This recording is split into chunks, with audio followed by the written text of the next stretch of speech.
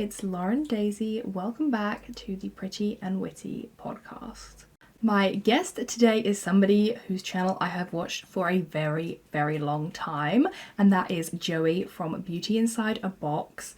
I absolutely adore his content. I think he is so funny, but I also just love his passion for doll collecting, and I can always rely on his reviews and his unboxings, and it was just so interesting to talk to him about his kind of journey with doll collecting, you know, where he's at with it now, and just kind of everything, his holy grails, favorites in his collection, and yeah, what he kind of hopes to be able to do and build with his channel going forward. So I hope you guys really like it as well. Again, such a huge thank you to Joey for coming on the podcast.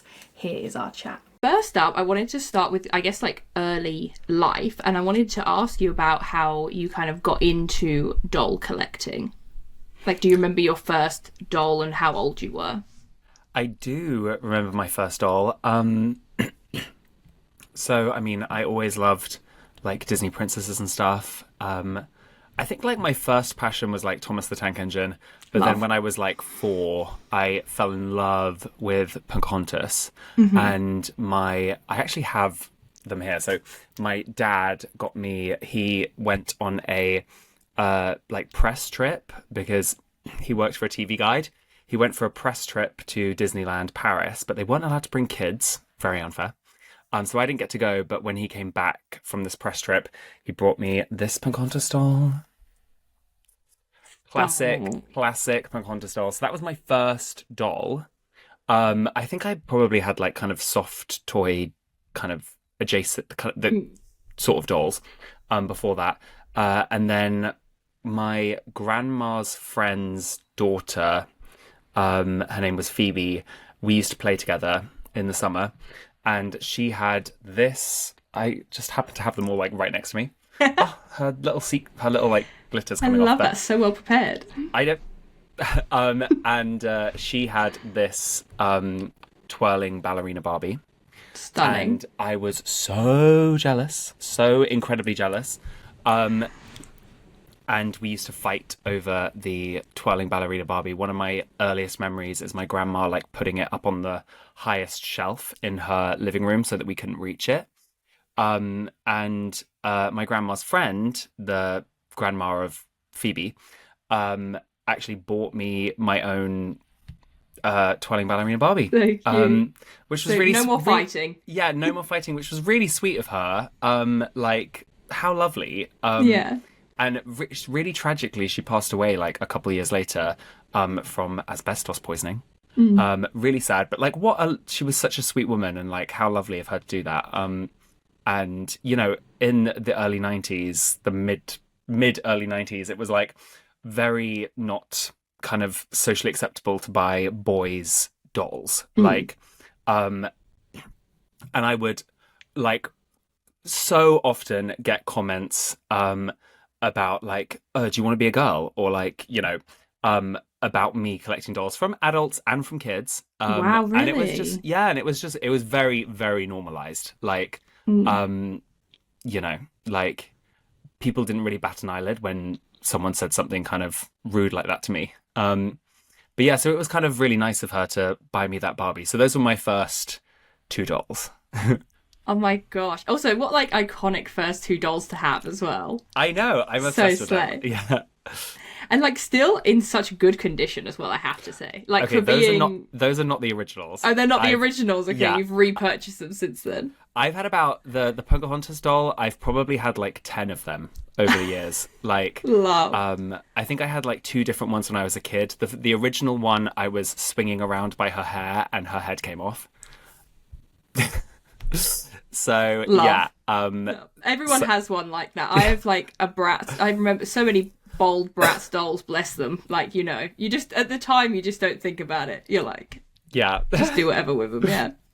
So then, was there a part of you that ever felt discouraged from like what people were saying, or is it more of like a no, I love this and so I don't care what other people think? Yeah, definitely I felt discouraged. I think I think I didn't really kind of see myself as a boy when I was a kid. I was just me. You know what I Mm, mean? So I kind of didn't really fully grasp why they were taking the mick, you know? mm, And then when I became a bit more aware of myself, I was like, oh, maybe this is something I should keep secret. And then I was a bit more kind of secretive mm, about my doll collecting and playing with dolls as a kid. Which is kind of sad in a lot of ways, but mm. um, it was just self-preservation, really. Yeah. Um, and But you know what? Like the girls in my life, the women in my life have always been so like have absolutely accepted me. Mm. And one of my first safe spaces would be my gal pals, my Yeah. girlfriends, they never ever judged me. And Mm. my girlfriends would always come over and we'd play dolls or like whatever. Um, yeah. So there are like good parts and bad parts about it, if that makes sense. Yeah. It's like I feel like it's nice though that even through that you still had that safe space like within like your gal pals and stuff, and that even I guess like that impact of your friend's grandma, at Mm, such a young age being like, oh, this is no big deal. Of course I'll buy you something, like just like I would buy her something. yeah, It's kind of there like from the beginning in a way. yeah, That like support system, even if it was only like smaller and it wasn't, the one yeah. like the general public, I suppose. And it was so funny because like I don't think we even had the language then to kind of explain what was going on Mm. with the bullying or like Yeah. with the support system from my gal pals. But they were always there to like stand up for me, Mm. and never ever ever questioned me wanting to play dress up with them or like play with dolls or whatever. Yeah. um it's just kind of like a moral fiber that even though we didn't have the words for it, they were like, no, this is fine, there's nothing wrong with Yeah. this, I just know. Yeah. Which I love.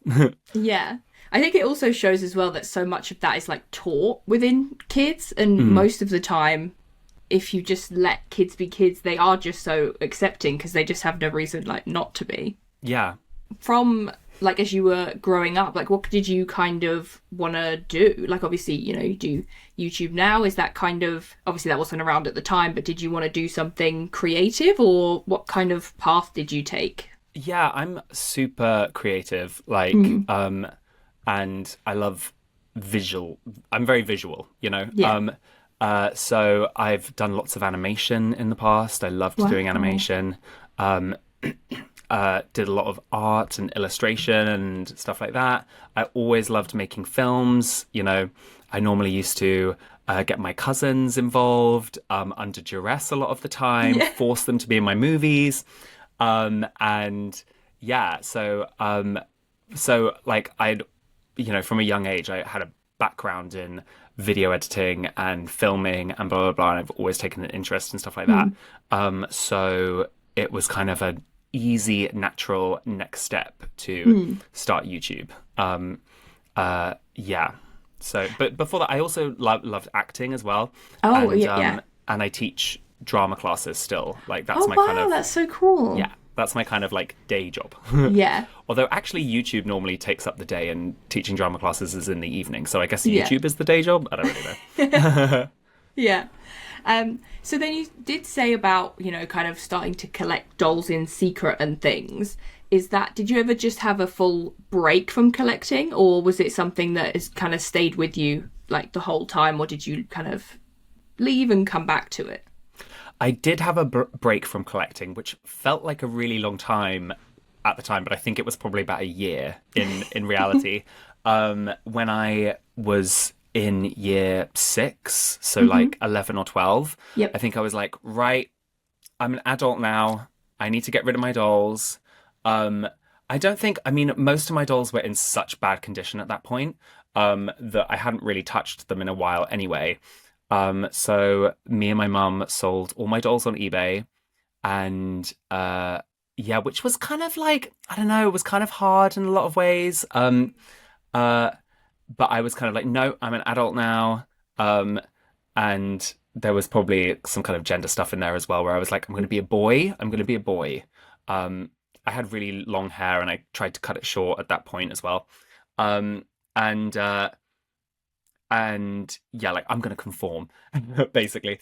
And but I didn't really collect dolls for a while. But then when I started secondary school, I just like, I don't know, I just wanted to. I was always like really fascinated by them. They're just so beautiful, and like, they're so hyper feminine, and there's so many different textiles. Like, I was so drawn to them. And I remember I the summer after year seven, I went on holiday with my grandma, and she bought me like three dolls while we were on holiday. And when I got home, I think my mum was a bit like, "Oh no, are we back to dolls again?" My mum's super accepting now, Yeah. but at that time she was kind of like, "Oh no, not this again." I think We she just also, got rid of them all. yeah, we just got rid of them all. And funnily enough, after that, I was like really interested in Bratz for a really long time, and then it was only in like 2009, around Barbie's 50th anniversary, that I got back into Barbie. That was my break from buying dolls. It was altogether about a year, but when I was that age, it felt like a really long time. Felt like forever, yeah. Yeah. What kind of drew you to Bratz in that kind of time period, aside from, instead of Barbie? Was it kind of like how they dressed, or just that they, like when I was younger, I was the same. Like I was more drawn to Bratz. They just felt like cooler in a way, like than Barbie did, like when I was in my like, pre-teens kind of phase. Yeah, absolutely. All of that. They were really cool. They dressed like, I used to watch so much MTV, and they dressed like the Pussycat Dolls, and they dressed like Christina Aguilera, and, they dressed like kind of all these fun pop divas that I was watching on TV. So, whereas Barbie was like, in the 2000s, was well and truly in her princess phase. So, yeah, it was all ball gowns and stuff like that. But Bratz were much more kind of dressing like the cool kids, Yeah. And they were so much more aspirational for like a preteen. And I really liked the fact, which I still really like the fact, that they weren't like trying to force me to get a job. Like, Yep. Barbie is always like, be a doctor, be a this, be a that. No, I don't want to be a corporate shill. I want to go to the club with my friends, actually. Yeah, I want to start my own magazine. I want to be a rock star. Yeah, so yeah, I really liked that, and all the kind of themes of the doll lines were really fun and creative. You know what I mean? Like the pirates one, and the princesses one, and blah blah blah. It was like really fun, creative themes for the dolls. So yeah, I was just really drawn to them at the time, and I think also the fact that lots of adults didn't like them also made me want them more. There was like a rebellious element to it. Yeah. Yeah. So then, kind of going through, did you like go to uni, or did you not go to uni, or? I did not go to uni. I'm actually Neither kind did of I. Okay, cool. Yeah, it's I mean, I'm kind of considering maybe studying something at some point. But yeah, the student loans do freak me out a little bit. Yeah, me too. But yeah. So then, like, kind of into your adulthood, you still like collecting and things like that. When did you decide, right, I want to start sharing this with other people? Was there like doll creators that you saw, or was it, what kind of sparked you to be like, I want to share this with other people? Well, I originally started as a Instagram account. Oh wow, yeah. Yeah, so and I think it was because I was looking at dolls on Instagram, and I was like, I kind of want to keep the, following doll accounts and stuff like that separate from my personal account. So I made a doll account, and this was like honestly in like 2012, 2013. It's like ages ago now. And gosh, when I look back at the early pictures, they're so grainy, so many filters, like, they look so bad, so badly lit, all the images that I was posting of my dolls. But they're part of the lore, they're part of the story. Yeah, they're like hieroglyphics at this point, hieroglyphics. But yeah, so yeah, I started sharing my dolls in that way on Instagram. And also like, following other doll creators and other doll content. And then, I also started watching doll accounts on YouTube. And then I was like, I kind of want to do this. I have many opinions. I'm very opinionated. So yeah, and I had just ordered Barbie as Rapunzel doll and the Barbie in the Nutcracker doll. So I was like, what a great first video. So I filmed that and posted it. I just used iSight on not even on my own laptop, on my dad's laptop. I just used iSight, and I think it's like one take, really grainy, horrible video. But yeah, that's kind of how that progressed into YouTube. Yeah, I mean, everyone has to start somewhere. Everyone has the first video, you know. Preach. can't be a pro first time.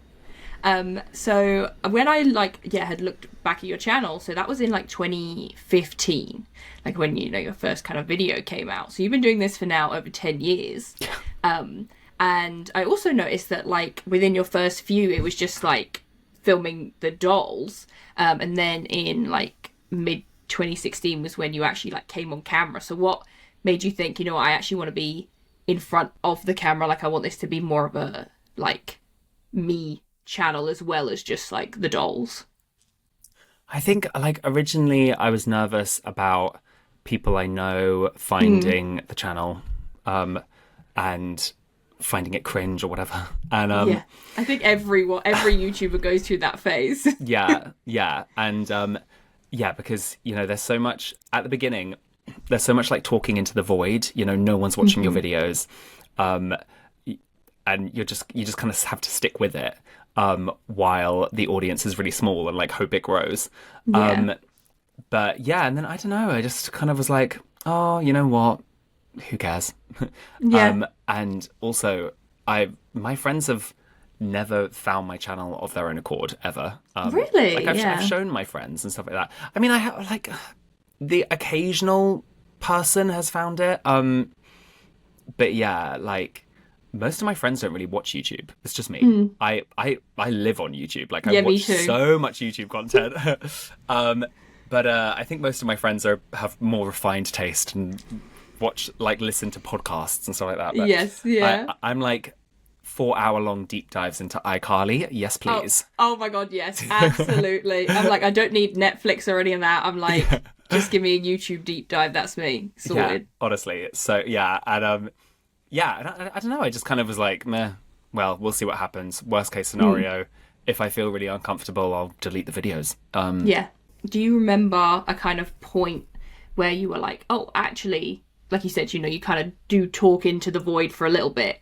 Was there a point when you were like, oh, actually, these are starting to pick up, like the views are starting to pick up and the subscribers? Was there like a particular video, or was it just very like gradual over time? It's just been really gradual over time, really. Like, and there have been like peaks and valleys. The first video I posted that did really well was I posted a video that was like discontinued dolls, and that did really well. Really well for where I was at the time. And I was like, oh my gosh, that's it. I'm going to be YouTube famous now. And then for about a year afterwards, none of my other videos did well. And I was like, great. Okay, maybe I'm not going to be YouTube famous. Yeah. And then the next video that did really well was I spent a whole year buying every single holiday Barbie.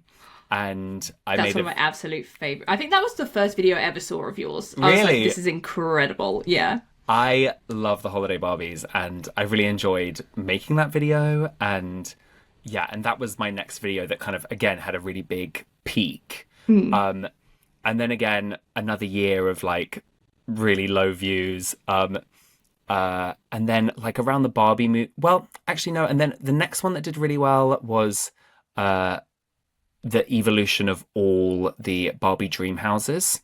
Yes. Love that one. Yeah, I really love that video as well. Like, I go back to it just because it is interesting seeing how the Barbie dream houses has evolved. I'd love to remake that video one day, because I feel like my editing and my camera quality and sound quality and stuff is so much better now.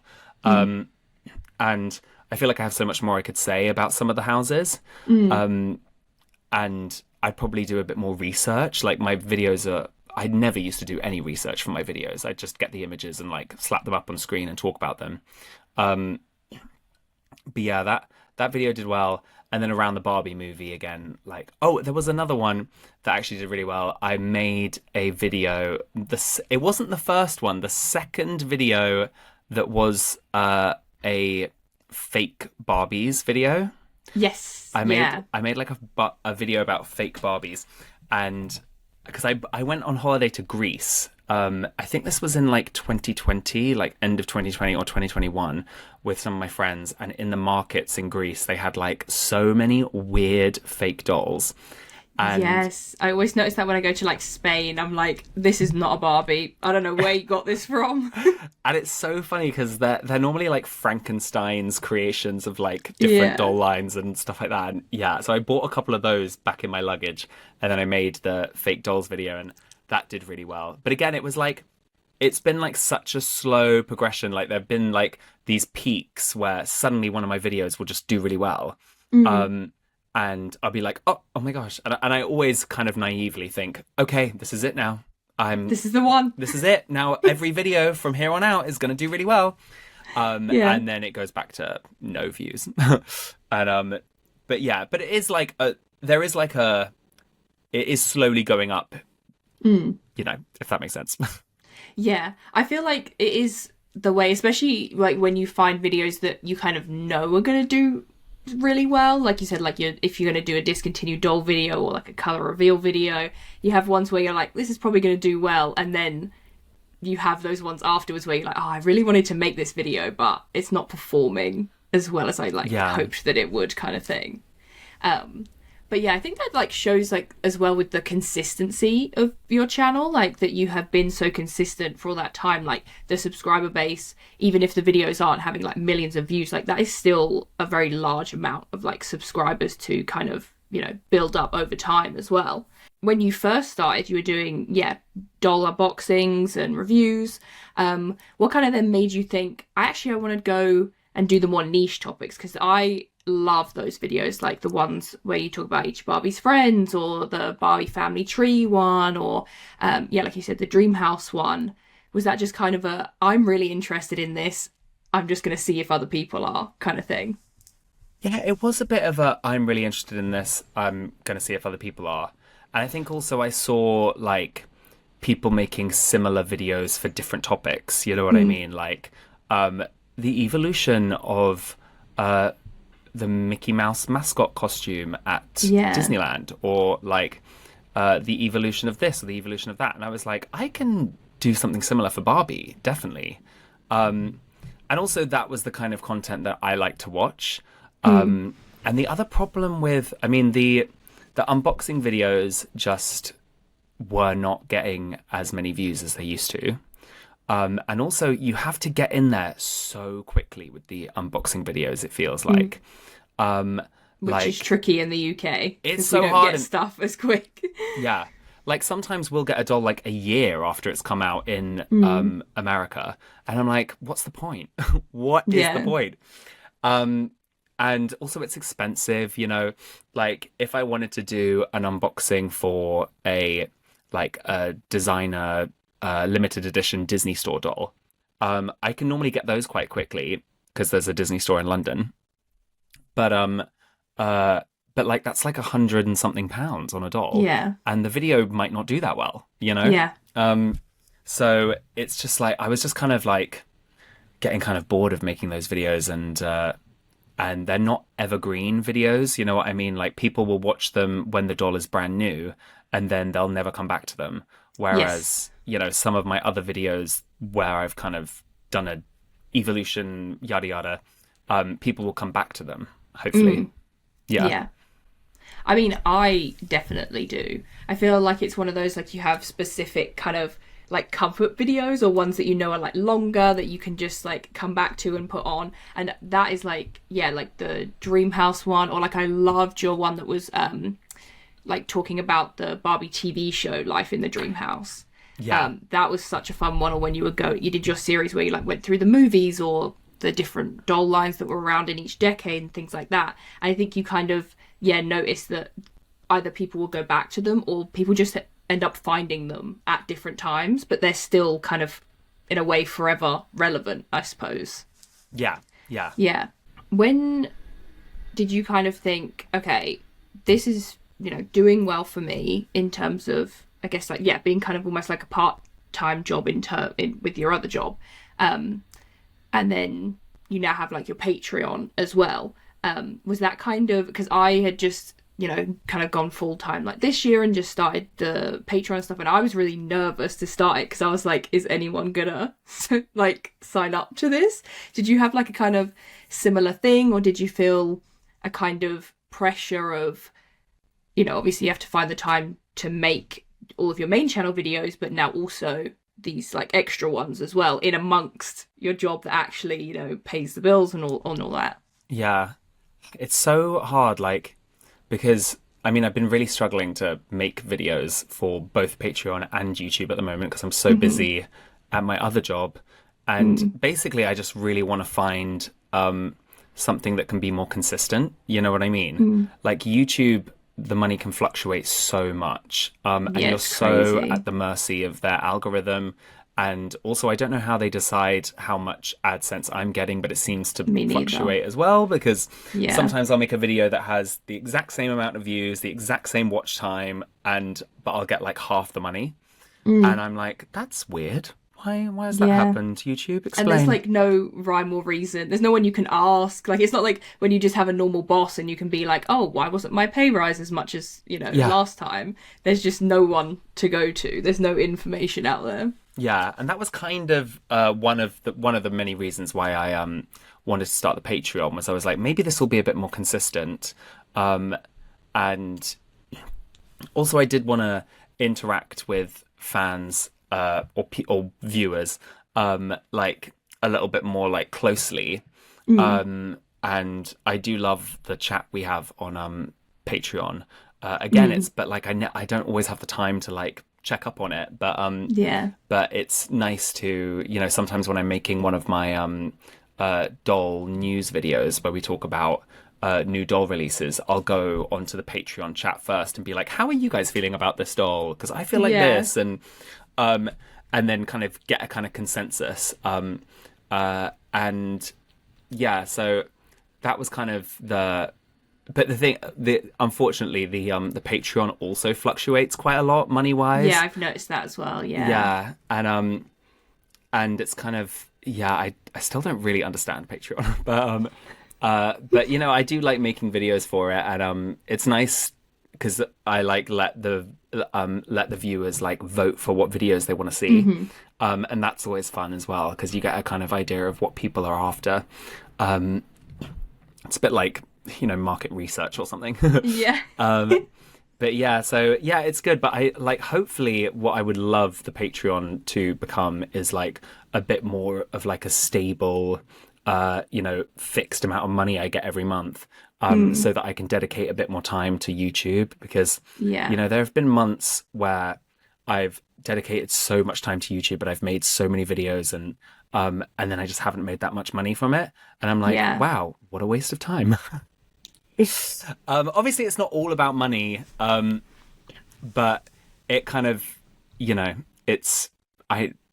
girls got to eat, I think it is. It's definitely hard, and I think as well, it's not something that viewers tend to like think about, obviously, because they just watch, the content and they love the content, and you do get that, that's still that feeling of community, and when you post in the comments and everything is nice. But like you said, at the end of the day, if you're gonna take, even if it's a 30-minute video, that's still all the filming time, all the editing time, and if you've researched for it, like there's a lot of hours to put into something that isn't also like helping you kind of survive in in this world at the same time. It's hard to, in a way, justify dedicating that time, even though you love it and love the creativity of it, when it's like, oh, but I could be doing a full-time job that's making that side of it less stressful. Yeah, and it's just the fact that it's not guaranteed money. Like with I made a Barbie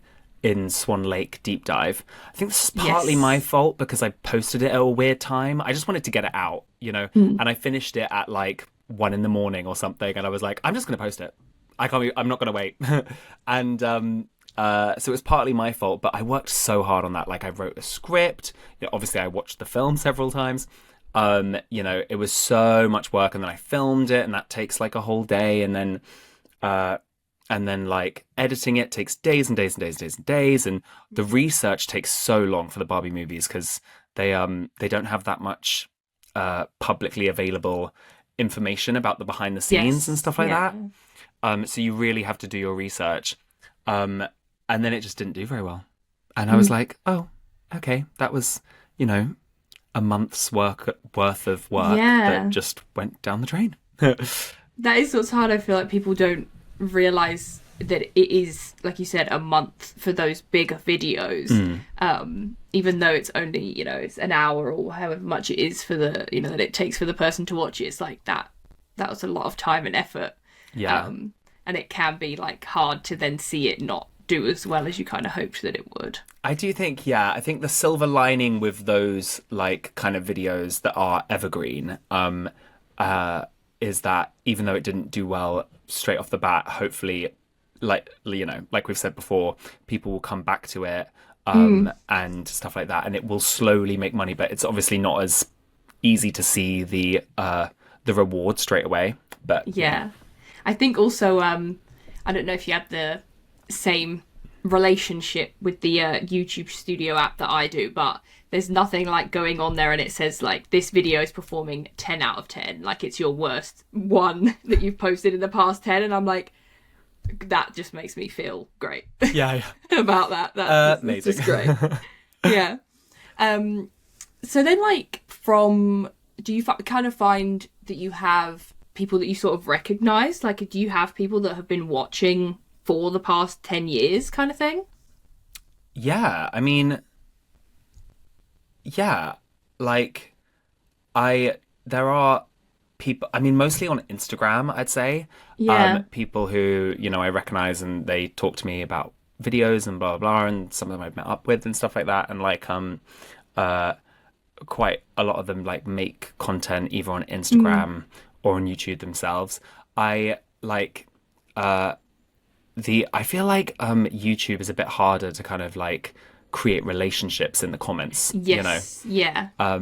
So I don't really recognize people from the YouTube comments as much, but on Instagram and stuff like that, definitely. Yeah, which I always think is so nice to know that, like, because also YouTube is a very interesting thing where, something like TikTok is, you can just scroll and follow and things like that. But YouTube is it's almost like weirdly intimate in a way, because most of the people are there because they enjoy not just like the doll content, but they enjoy your version of it and watching like you specifically.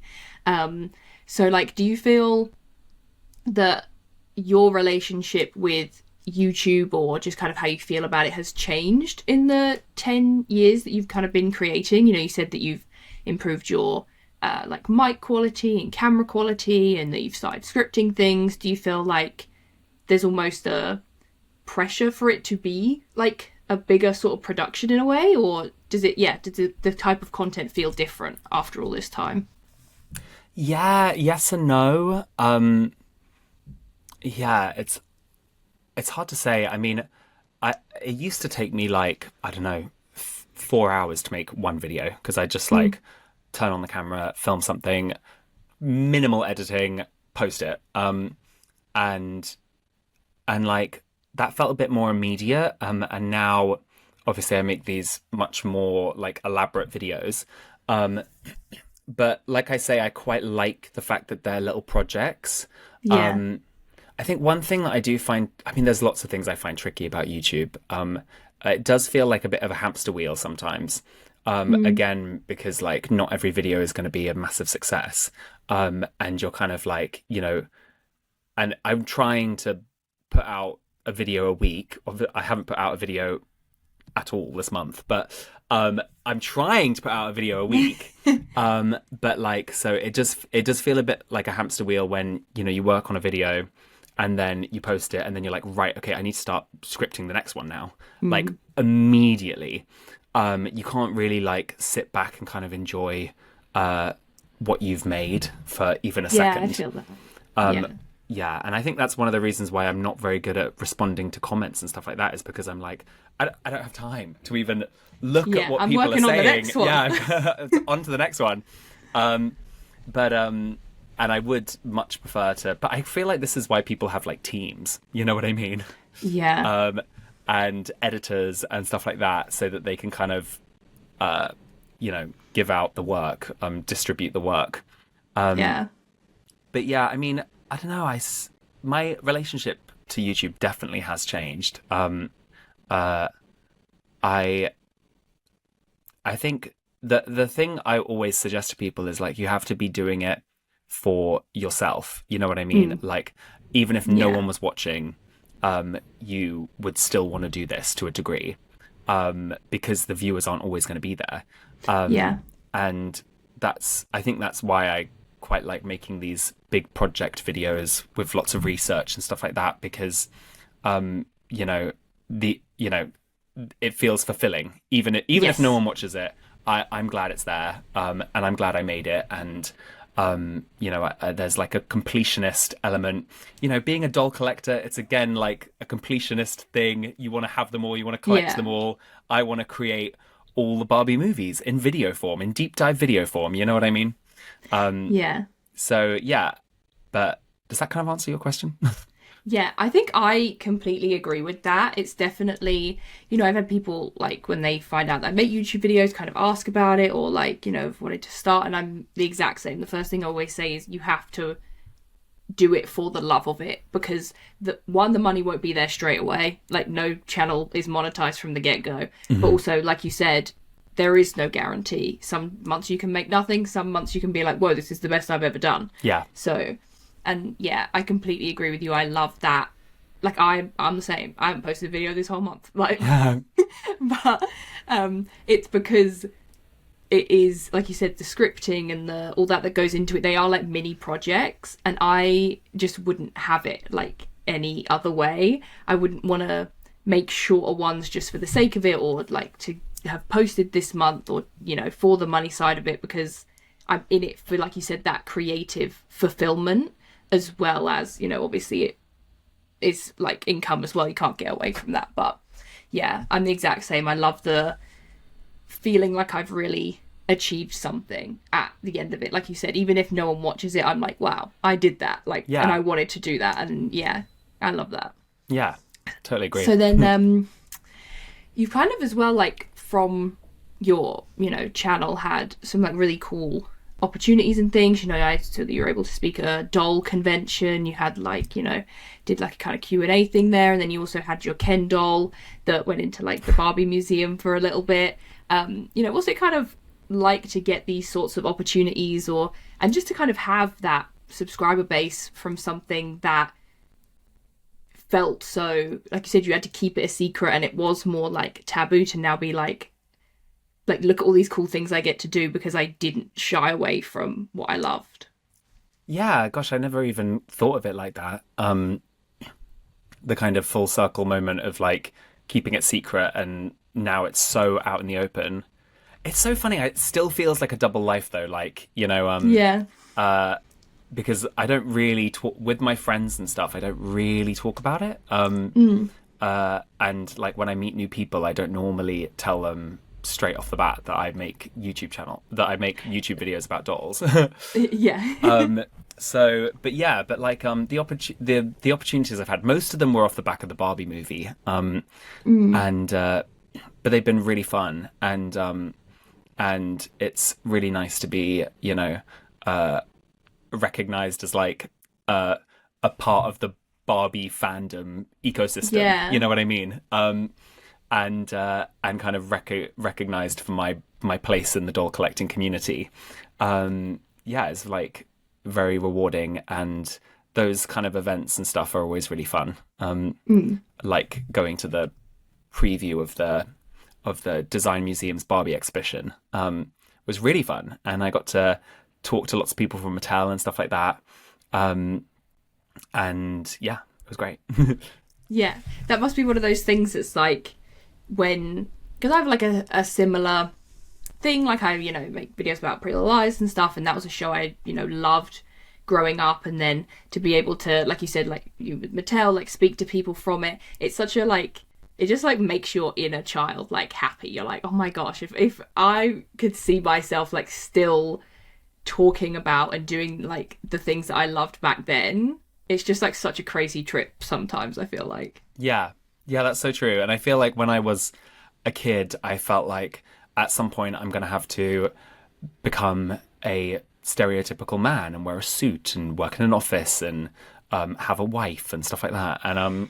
And it's kind of nice. I wish I could tell that little boy that actually you don't have to do that. You can go to Barbie events and you can still collect dolls. And yeah. Yeah, and people are going to love you for it. It's going to be great. Yeah, and there's going to be a whole community that you can now reach because of this thing called the internet. Yeah, that is so crazy as well, isn't it? That like, if you at the time didn't have another boy in your class that played with dolls, that was it. Like to you, you were just like, I guess nobody does, because there's just was no idea that there was this whole other world out there that like obviously now we have, and like kids today will have access to. Yeah, I think that was like a real eye-opening moment when I made the Instagram account and stuff like that way back. I thought I was such an anomaly, being a boy collecting dolls, but I wasn't. And one of the internet is many things. It is, but being able to find your community and find your little fandom or whatever, find people who are like-minded and like the same things as you is like very life-affirming. You know what I mean? Yeah, definitely. And then I wanted to ask you as well, like, how do you kind of feel about the direction that the kind of doll market is going in now? Because I feel like you grew up in, and kind of was like similar to me, in a time where dolls were so well made and so exciting, and the concepts were, so cool, and you would go down the aisles and there would be these huge posters and the movies and the games and all that kind of stuff. And it feels like kids today aren't kind of getting that same level of, I don't know, just like wonder within the doll market. Like, is that definitely is something you talk about a lot on your channel, and kind of something I guess you would have seen, collecting dolls for the past, 20 years and stuff?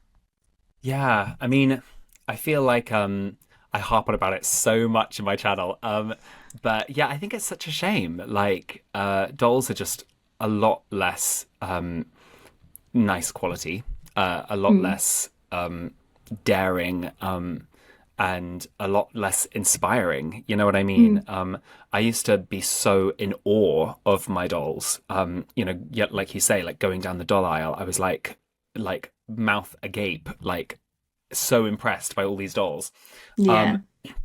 And I can't imagine any kid today going down the Barbie aisle and being like so excited. And, I feel like kids today, when they buy a Barbie, they probably use it like how we used to use McDonald's toys. Like you kind of play with it for a week, if that, and then it goes to the charity shop because they're not very exciting. They're not very inspiring. I mean, I'm sure there's loads of things at play that we don't know about, like tariffs and importing stuff and buying materials and all of this. Like, but there is still a level of like, can you be a bit more daring with the dolls? Can you come up with slightly more exciting color schemes and textiles and designs? And I'd really appreciate it. But a bit of articulation, please. A bend in the knee, please. Please, just a bend in the knee. That's all I ask. A bend in the knee. Yeah. Thing that really annoys me is I'm like, they're trying to say Barbie can do anything, and it's meant to be like empowerment, female empowerment, blah blah blah. But she can't even bend her knees. Like what? How are you going to make a doll that's a footballer and it can't bend its knees? Yeah, it Like, is crazy, isn't it? obviously, that's not going to be a fun plaything, but Yeah. I don't know. It just frustrates me. And I also think Mattel might have a problem in future. Like, obviously, there's all this Barbie lifestyle stuff now Mm. because people who were kids in the 90s and 2000s are now adults and they're buying like Barbie themed bags and lip gloss and blah, blah, blah. But I think in 20 years' time, when the kids of today are adults and they have adult spending power, they're not going to have the same nostalgia for Barbie Yeah, that's that so true. we had because the Barbies they have today are garbaggio.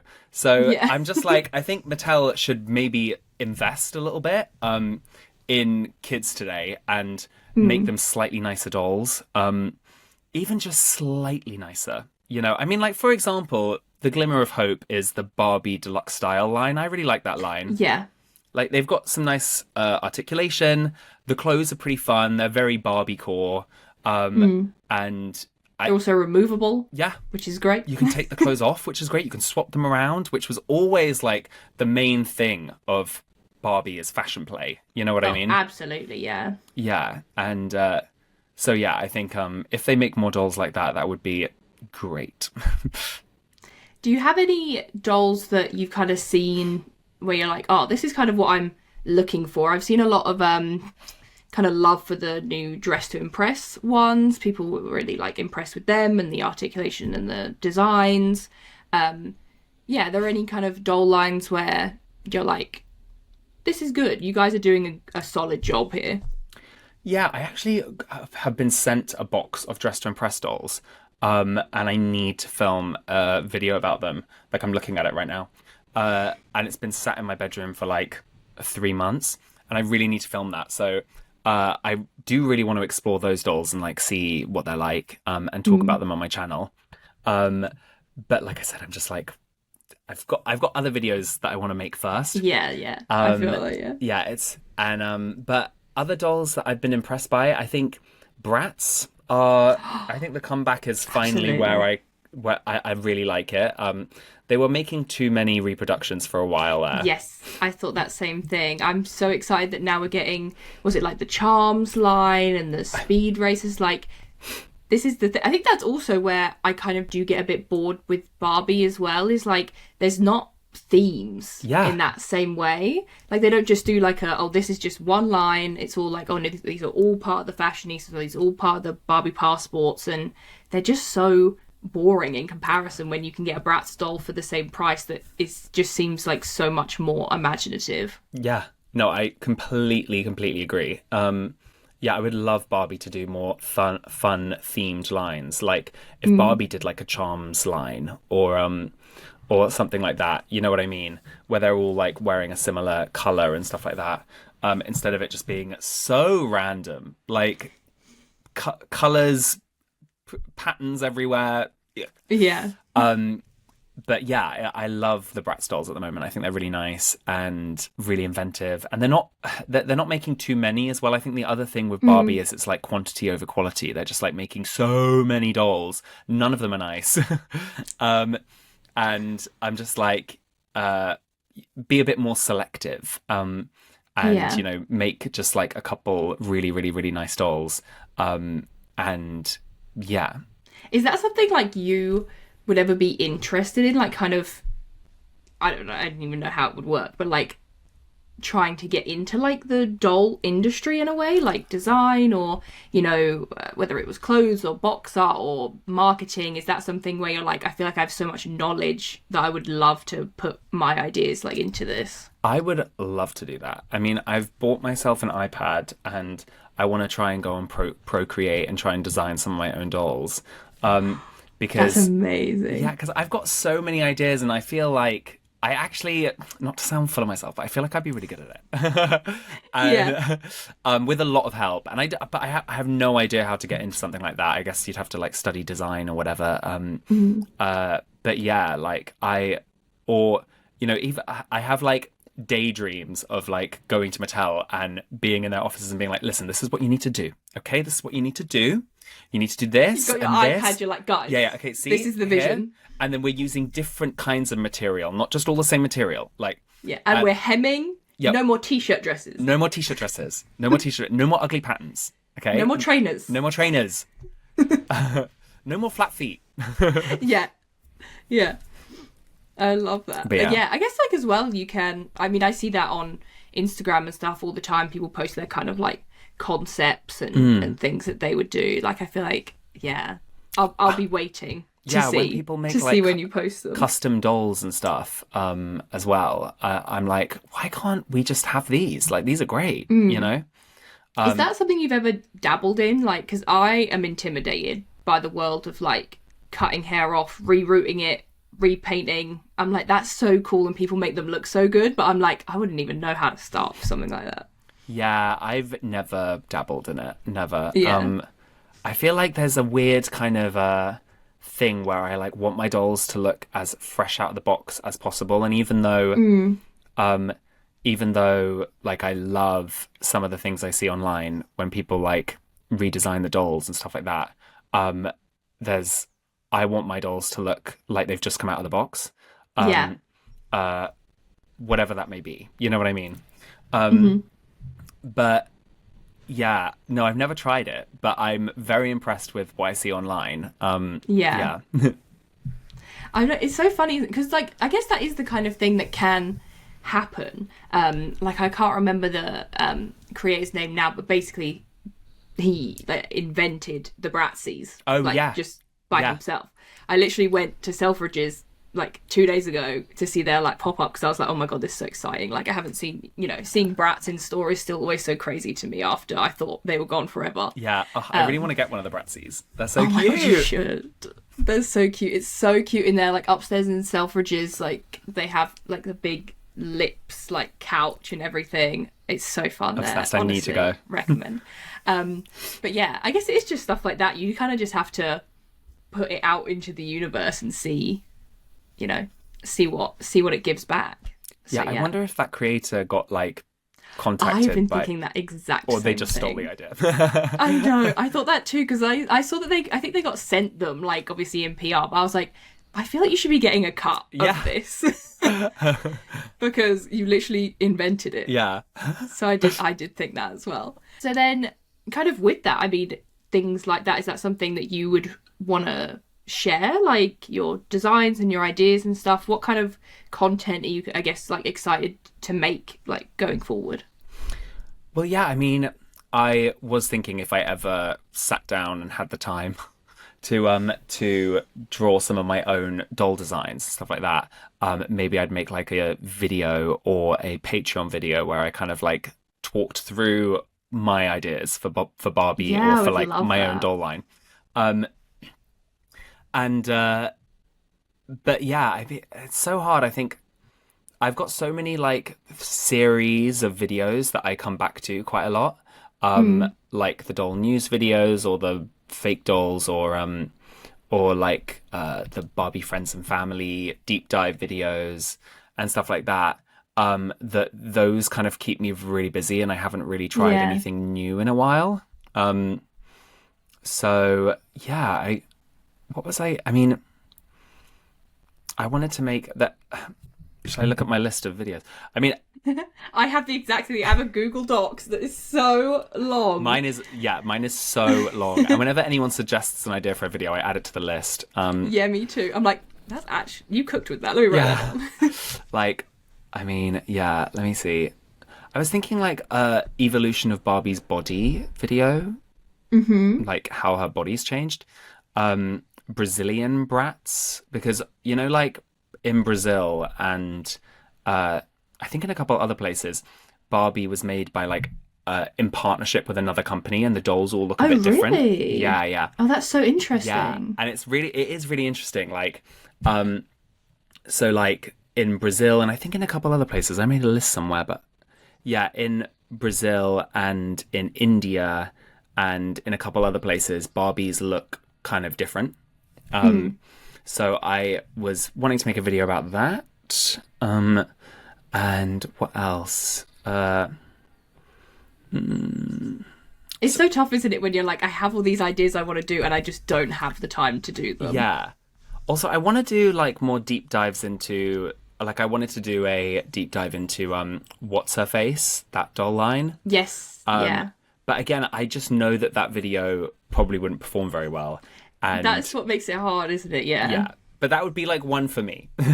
Yeah, I think that all the time. If one does, like, I did a heated rivalry video like a few weeks ago, so badly. Literally, I haven't had a video perform that bad in so long. But I was like the same. I was like, I just wanted to make this video. This one was just for me. Yeah. So it's fine. Yeah. It's so fun. And like maybe the 3 people that watched it, hopefully they enjoyed it. Yeah, exactly. I'm like, those 3 likes, I'm like, nice. Yeah. You guys liked it. It's all good. It's all good. Deserved. Yeah. Is content creation, I guess, like kind of your dream job? Is it what you would want to do full time, or are you like, it's kind of part of your overall journey? You know, you said you do teach as well, and then designing things, and is it just kind of like you're just on a sort of creative path, like with a couple different options? Yeah, definitely on a creative path.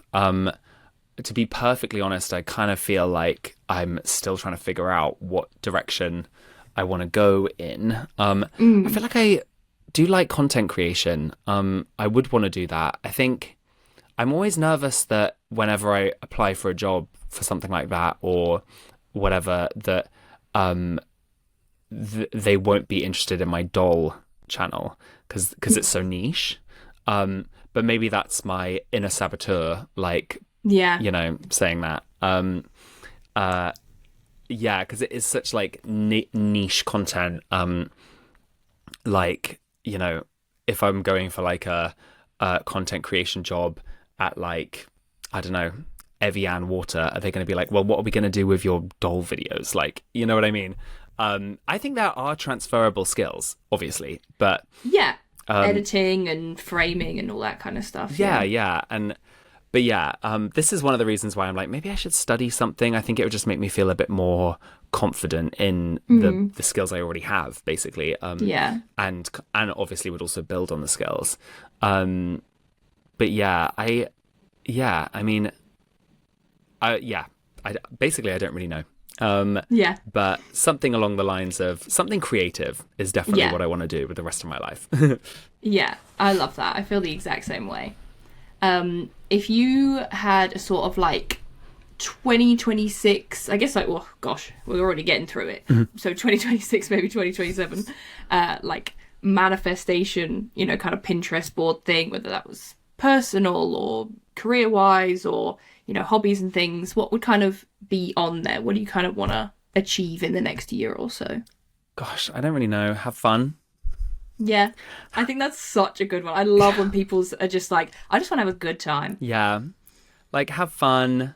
I guess, I mean, in the long term, I would like to find a job which or make YouTube something that can be a bit more sustainable. Or maybe study something that I really enjoy.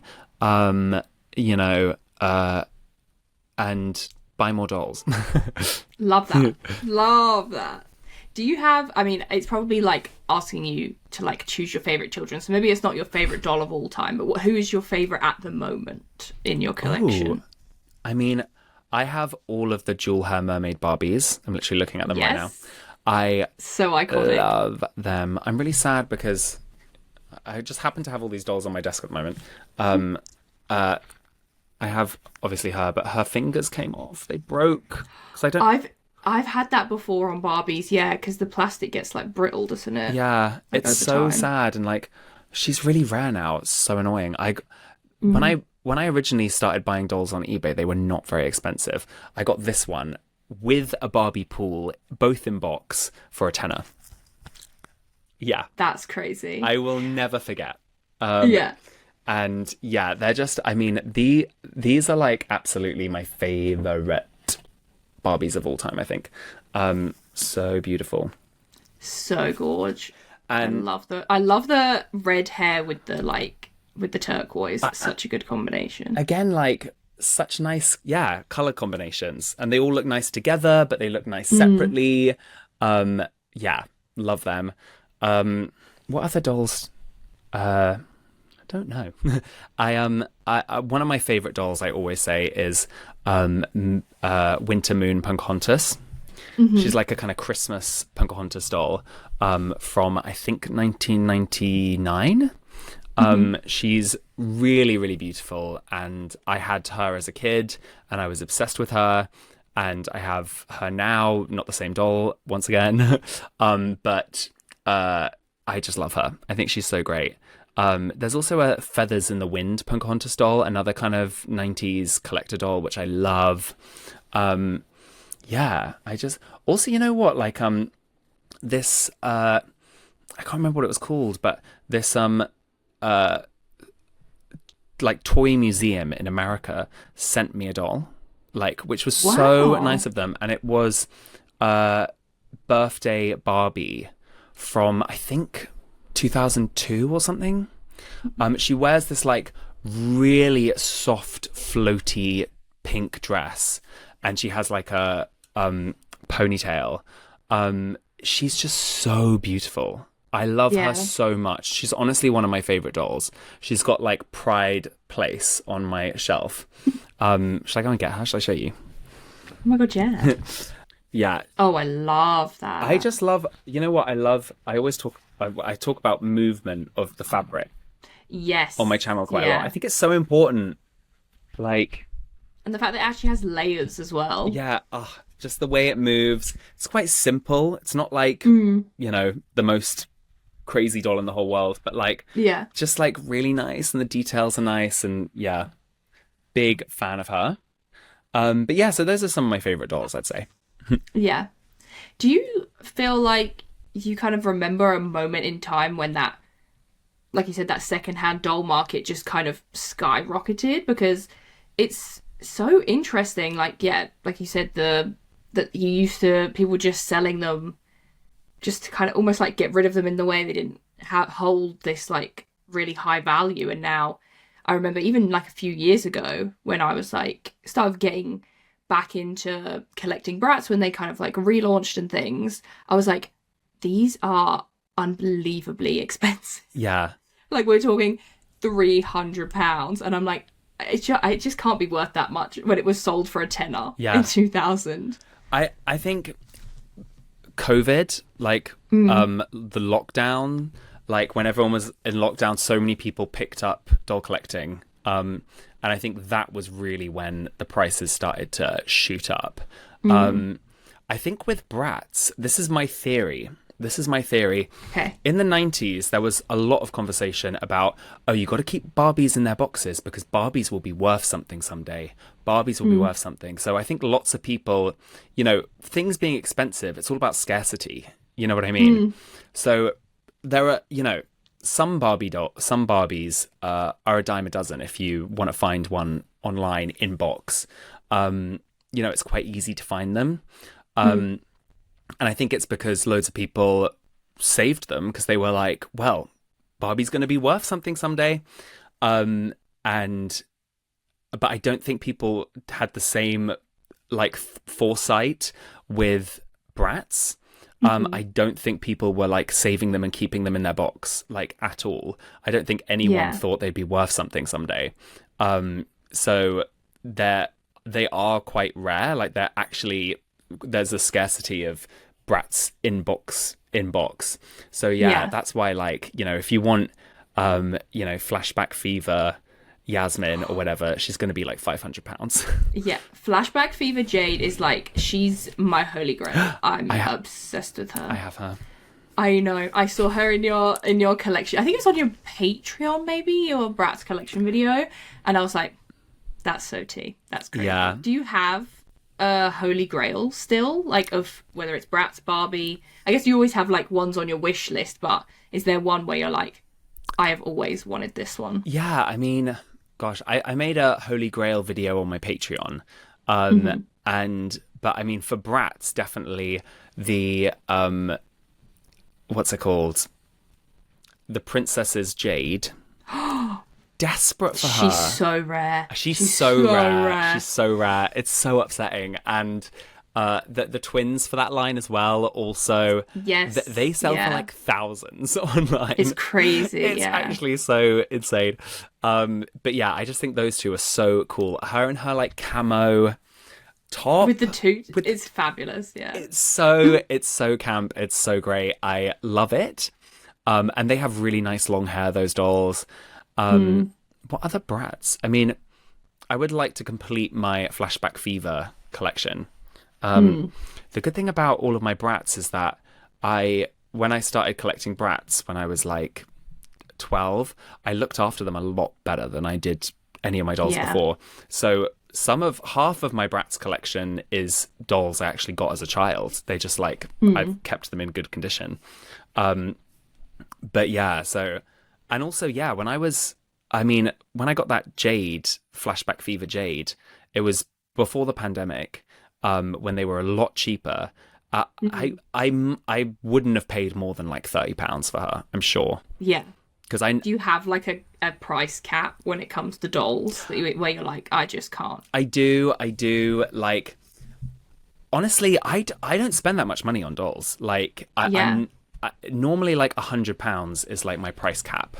If it's a doll I really, really want, then I might spend a bit more. But £100 is kind of where I cap. And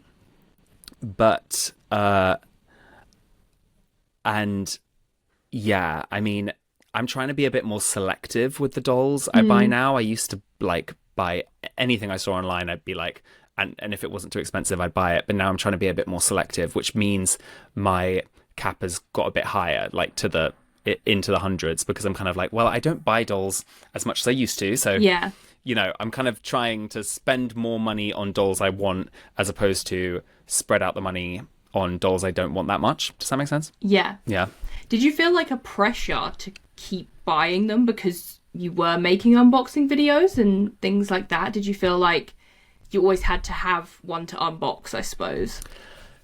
Yeah, sort of in a way. I don't feel like that anymore, really. I mean, I always bought dolls that I just liked. You know what I mean? I buy so many. So many of the dolls I buy don't even end up on my Instagram or my YouTube channel. Like just because I don't know. I'm really busy at the moment, and I just don't even have time to take the photos and post them. Yeah. But like I got this Tycho Little Mermaid doll recently from '92.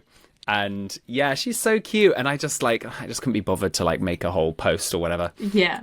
So she's just for me. But I think that's kind of nice that like it hasn't taken over your love of dolls in that way, where you feel that pressure of every single one I have to take pictures of or I have to make a video for. It's like you still buy them just because you love that doll and you just want to have it like for yourself. Yeah, absolutely. Yeah, I think when I first started the Instagram account, it was more of like an archive of all of my dolls, and I would post pictures of every single one of my dolls. But yeah, I just kind of, they can just be for me, and that's fine. Yeah. Do you know how many you have? I have no idea. I feel like one day maybe I'll make a video where I count them all. Oh my gosh. I bet you would be surprised even at how many there are. Same. Literally every corner of my room, there are dolls tucked away. Yeah. And in the kind of attic space, there's dolls in there as well. There's dolls literally everywhere. You could like have your own museum. Yeah. I was like, even when I went to the Barbie exhibition, it was really good. I really enjoyed it. But I was like, guys, you should have taken more of my dolls. I have so many. I have so many, and there are gaps. I see a gap there. I feel like the Barbie exhibition should have been absolutely like covered in dolls. Yeah. Like, just overstimulating levels of dolls. Yeah. I love that. And then, so to kind of like round up, I thought it would be fun to ask you to rank these doll brands from what you think is the best. Well, I guess what you think is the worst to the best. So your options are Barbie, Bratz, OMG, Monster High, My Scene, Rainbow High, and Disney. Oh my gosh, I need to write this down. I need to like look at this. No, I can figure it out. Okay. Wait, say them again. Okay. Actually, let me write them down because I think I need to like look at it. Okay. Okay, ready? Barbie, Okay, yeah, of course. Bratz, OMG, Monster High, My Scene, Rainbow High, and Disney Princess. Rainbow High. Rainbow High, was there one between that and Disney Princess? No. Okay. And Disney Princess. Oh, that's hard. That's so hard. You know, like when I think of doll brands, even though I love Disney dolls, I don't normally think of Disney, like, because it's not like specifically a doll brand. Yeah. Are we going, should I go from bottom to top? Yeah. Okay. I think I'm going to put Rainbow High at the bottom. I think they've had such a decline, which is so upsetting because when they were first released, I was obsessed. Agreed. They had such a, high point, but then they fell off so quickly. I just feel like they don't have the legacy of any of the others here. Even though I do love that brief period where they were really nice, I just don't think they kind of stand amongst the others. Yeah. And then let me tick these off as I go. I put my pen there.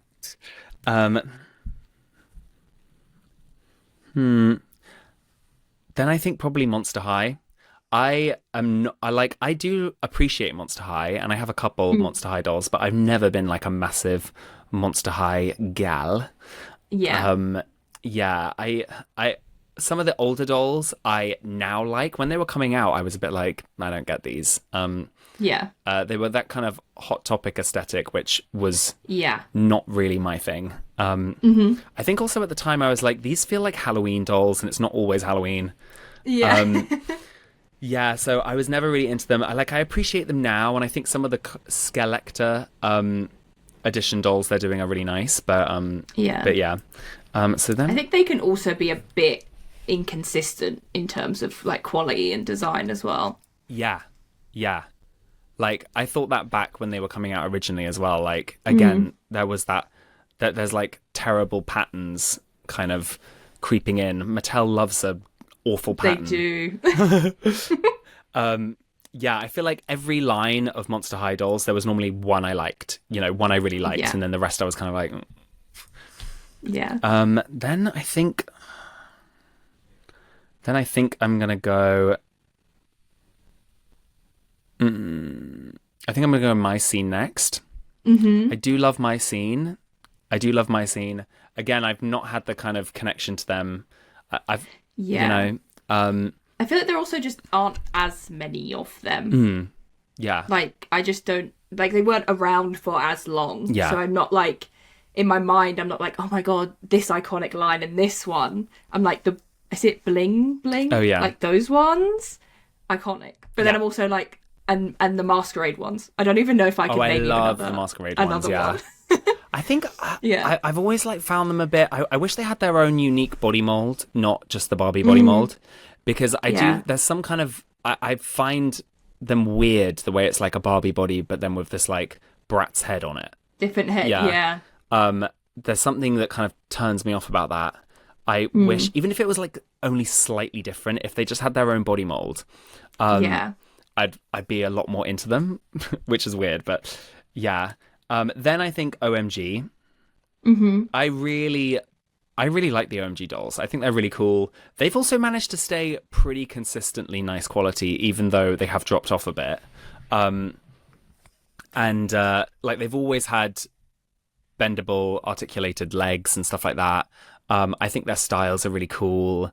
I think their faces do look a bit weird, but I kind of love it. Like, was there? Because I remember watching your OMG like full collection, and I think at the time you had collected all of the ones that had come out.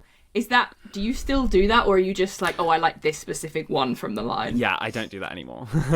I was trying to get them all. But then, there'd be like too many lines where there were just too many that I didn't really like.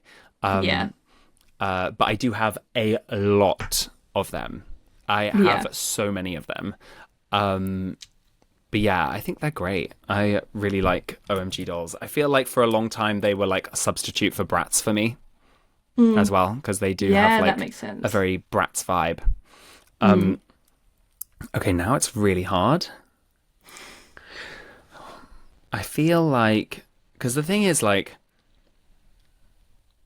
I love Barbie so much. Obviously, she's fallen off massively. It's but the golden years are just so like up there. Yeah, and I have so much like nostalgia for Barbie. But I also have nostalgia for Bratz. But Bratz have also been a bit inconsistent. Obviously, they haven't always been about. But it's so hard. And then Disney, love my Disney dolls. So hard. I literally can't even decide. I feel like choosing between your children. Yeah, it's like there's things to love about all of them. I also feel like I kind of like these three like swapping constantly in my head. You know, which one's at the they're top. like all joint first. Yeah, and like there will be occasions where I like one more than the other, but like they swap back and forth a lot. But I think I'd probably have to go for now. Maybe Bratz next. But again, like they're so close.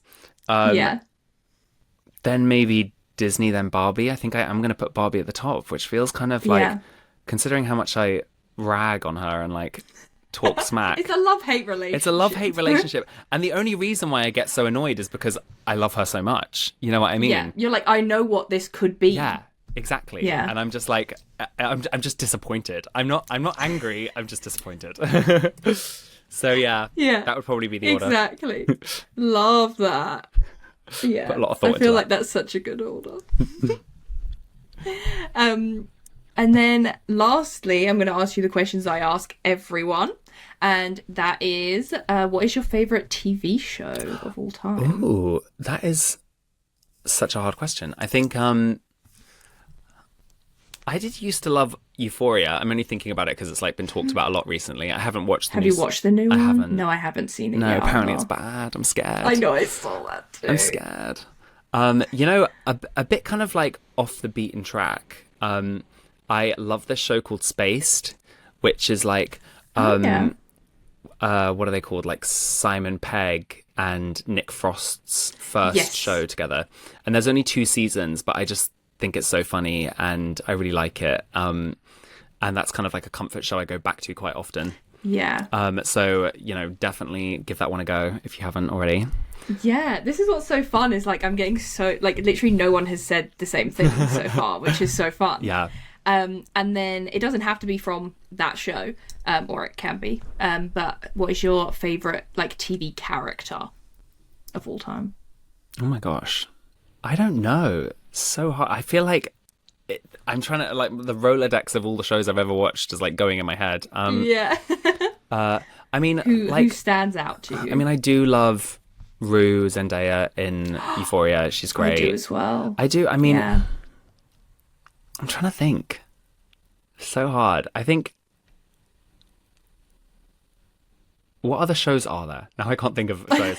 I mean, I did, again, the last season was a bit mid, even teetering towards bad. But I did love Stranger Things. Oh, yeah. Yeah. And I do think, like, many of the characters in that are great. I think Steve is great. Oh, yeah. And I like when show writers, like, allow the characters to change. Yes. You know what I mean? Yeah. Like, I think that's one of the reasons why I like him. Like, we got a full progression.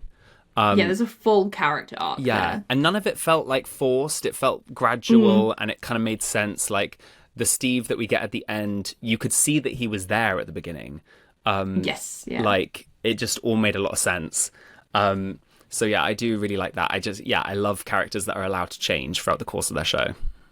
Yeah, I think so too. I think it's also just such a sign of like good writing as well. Yeah. When they like can like realize that whole character arc. Also, Samantha from Sex and the City. That's another one. Yeah. That's mother right there. Love her. And then a show or a movie that you saw recently that you would recommend to people. Ooh. Okay. Yeah, I saw this movie called The Ballad of Wallace Island. Oh, okay. It was like, yeah, I the Ballad of Wallace Island.